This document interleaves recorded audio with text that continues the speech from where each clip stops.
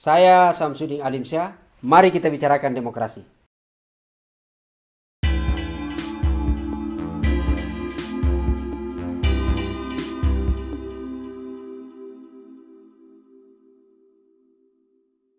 KPK seperti genit ya, dengan menjadikan koruptor menjadi penyintas calon koruptor.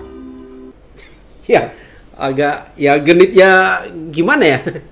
Tentu memang mengapresiasi juga dalam beberapa hal kinerja KPK melakukan upaya penegakan hukum terhadap kasus korupsi yang sedang terjadi sekarang ini gitu ya. Tapi dalam hal tertentu juga ternyata kita agak bertanya-tanya gitu ya. Ini kok KPK sekarang mulai agak genit gitu ya. Berbeda dengan KPK periode-periode sebelumnya kalau kita mau bandingin. Ada beberapa statement yang membuat kita menjadi rasanya agak was-was. Karena ternyata kejadian yang terjadi ini bukanlah lucon tapi kan fakta gitu. Satu misalnya kita lihat. Ternyata hari ini kita heboh misalnya ada kebijakan yang dikeluarkan oleh KPK yang membuat publik menjadi bersedih gitu ya. Misalnya ada SP3. Tapi ternyata satu hari sebelumnya ada satu yang paling menarik adalah dan saya terus terang agak ketawa ketika membaca berita di media gitu ya. Ada dilansir di sana ternyata ada direktur di KPK Deputi Pendidikan dan Peran Serta Masyarakat itu kemudian membuat statement gitu ya. Jadi itu peristiwanya di tanggal 31 Maret ada kegiatan penyuluhan pada saat asimilasi gitu ya. Para narapidana di lapas itu kemudian membuat pernyataan. Ada keinginan untuk menjadikan para koruptor itu sebagai nantinya akan menjadi penyintas gitu ya. Penyintas. Ini kan sebenarnya saya agak lucu ini.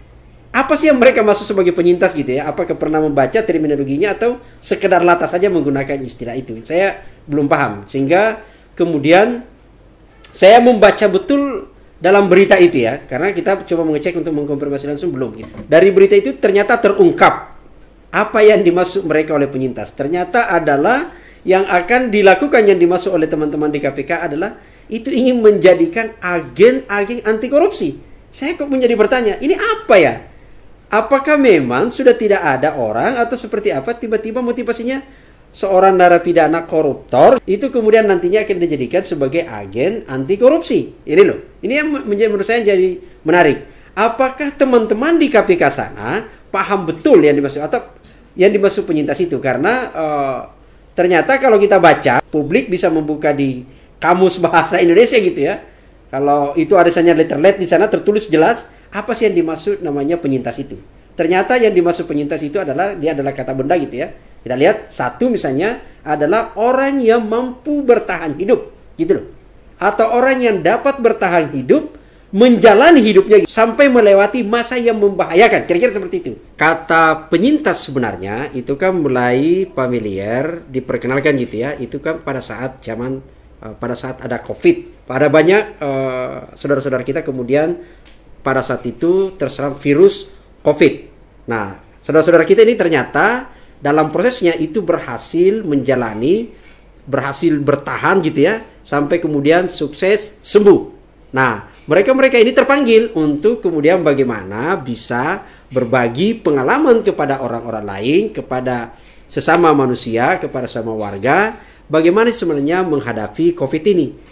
Sampai bahkan membentuk yang namanya relawan penyintas COVID. Itu yang benar gitu loh. Tapi bukan berarti itu kemudian ditiru menjadi penyintas bagi para koruptor atau mantan koruptor gitu. Karena ini sesungguhnya adalah bagian sesat pikir kalau menurut saya gitu ya. Sampai kemudian jadi bertanya-tanya ada apa motivasi mereka. Sampai kemudian apakah memang di sana teman-teman di KPK itu merasa sudah tidak ada yang bisa diajak bersama untuk mengkampanyekan yang disebut anti korupsi gitu loh.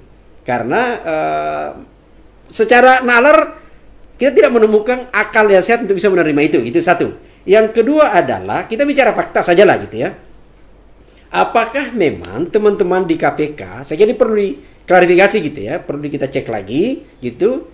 Apakah memang benar ada seorang mantan koruptor yang sudah menjalani hukumannya di Sukamiskin sana ataupun di tempat lain itu keluar kemudian mereka benar-benar tobat lalu kemudian tidak korupsi lagi atau tidak mengganggu melakukan aktivitas-aktivitas yang justru mengganggu proses demokratisasi. Saya kira justru yang terjadi adalah sebaliknya. Ada beberapa orang yang pernah terlibat korupsi, lalu kemudian melakukan perbuatan yang baru. Itulah kemudian sehingga pada saat pemilu tahun 2019 menjadi perdebatan dan KPU mengusulkan bahwa orang-orang yang gitu ya mantan narapidana korupsi itu tidak bisa maju lagi gitu loh, meskipun dibatalkan oleh Bawaslu. Tapi di Undang-Undang Pemilu itu ada batasan jeda gitu ya. Artinya apa? Diproses untuk kemudian niatan yang tadi itu sebenarnya dengan sesungguhnya terbantah dengan sendirinya. Apalagi memang kita lihat justru yang terjadi, saya belum tahu kalau teman-teman KPK punya data gitu ya, tapi fakta di lapangan bahkan yang terjadi kemarin kalau kita masih ingat publik, aktor yang memotori berbagai kegiatan-kegiatan politik yang mengganggu demokrasi justru adalah orang-orang yang baru saja keluar menjalani kasus perbuatan pidana korupsi yang terbukti dan dihukum oleh pengadilan atas perbuatannya. Contoh, ada kasus Demokrat itu kemudian yang di KLB adalah juga yang memotori terlibat di sana adalah mantan X gitu ya. Jadi saya kira ini penting untuk kita lihat lagi.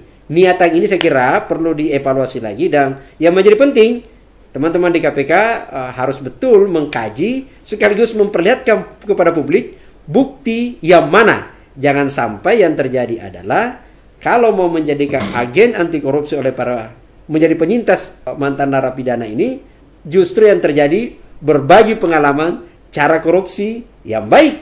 Karena ketahuilah ada banyak kasus yang terjadi, jangankan pada saat keluar, masih dalam lapas saja, dalam tahanan saja, justru mereka masih melakukan konsolidasi kekuatan perbuatan korupsi. Misalnya, suap mereka lakukan bagaimana membeli fasilitas mewah dalam tahanan, dan itu bukan rahasia umum. Jadi saya kira saya dengan membaca berita itu saya tertawa bukan hanya genit, tapi ini memang saya terus terang agak bertanya apa yang ada dalam pikiran teman-teman di KPK, seolah-olah sudah kehilangan akal gitu loh. Padahal kalau bisa belajar dari periode-periode sebelumnya, lihatlah teman-teman gerakan yang begitu sampai sekarang ini aktif bergerak sebagai agen anti korupsi. Lihatlah teman-teman ada SPAK gitu ya.